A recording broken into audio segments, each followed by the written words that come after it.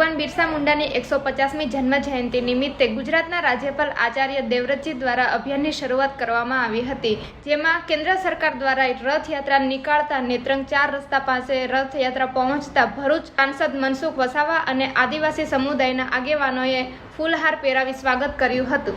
ભરૂચ સાંસદ મનસુખ વસાવાએ જણાવ્યું હતું કે ભગવાન બિરસા મુંડાના વિચારો જન જન સુધી પહોંચે અને આદિવાસી સમાજ તેમાંથી પ્રેરણા મેળવે તે માટે રથયાત્રાનું આયોજન કરાયું હતું। આદિવાસી સમુદાય માટે અનેક યોજનાઓ અમલમાં મુકાઈ છે।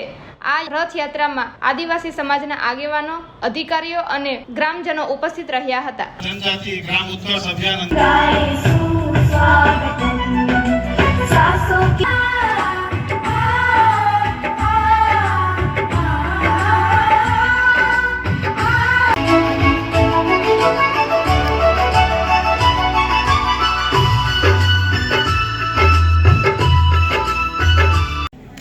સૌ મહેમાનશ્રીઓ મંચ પર પણ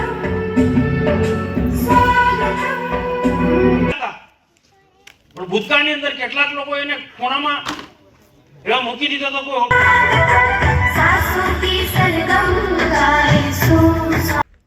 બિરસા મુંડાને એક ઓળખ આપી છે અને તે પણ સરકારી કાર્યક્રમો થકી આદિવાસી ગૌરવ દિવસ ઉજવવાનું કામ સમગ્ર દેશ અને ગુજરાતની અંદર સરકારે ઉજવે છે કાર્યક્રમો। અહીંયા પણ આપણા રાજ્યપાલ આવ્યા હતા, અહીંયા મુખ્યમંત્રી ડાંગમાં હતા।